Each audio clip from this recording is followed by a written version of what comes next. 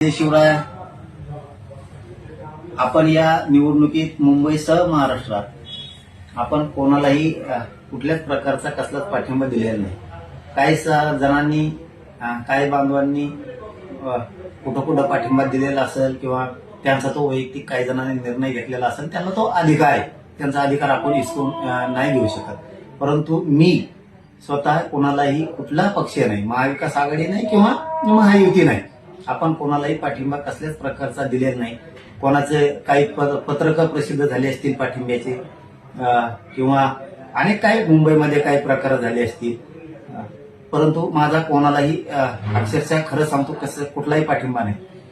पूर्वीचे कधीचे काळीचे तरी कुठले व्हिडिओ काढलेत आणि त्या माध्यमातून कुठंतरी ते व्हायरल केले जातात, अशी काहीतरी एक माहिती मिळाली. म्हणून एक माझी सगळ्यांना नम्रपणे विनंती की आमचा कोणालाही कसलाही पाठिंबा नाही. कोणाचं काही पत्रक कोणी काढलं असून पाठिंब्याचं, त्या पत्रकाबद्दल सुद्धा ते त्यांचा वैयक्तिक अधिकार आहे, तो त्यांचा वैयक्तिक निर्णय. माझा म्हणून मी कोणालाही पाठिंबा दिलेला नाही, हे सगळ्यांनी बांधवांनी सगळ्यांनी समजून घ्यावं. ना महायुती ना महाविकास आघाडी.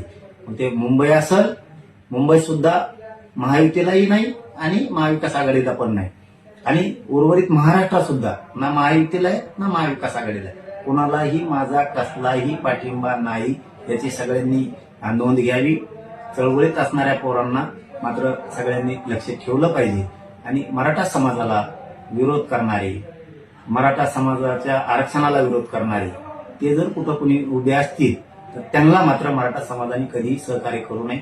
शेवटी ते मराठ्यांच्या लेकरांच्या मुळावर उठणारे लोक असतात, हे मराठा समाजाने समजून घ्यावं. पुन्हा पुन्हा एकदा तेच सांगतो की पूर्वीच्या कधीच्या क्लिप बाहेर काढून ते आता व्हायरल करून पाठिंबा असं जर कोणी म्हणत असेल तर ते चुकीचं आहे. मी मुंबईसह महाराष्ट्रात कुठंही ना महायुतीला ना महाविकास आघाडीला कुठेही मी पाठिंबा दिलेला नाही. कोणाचं पत्रक जरी असलं पाठिंब्याचं तरी त्या पत्रकाशी माझा काही संबंध नाही. धन्यवाद.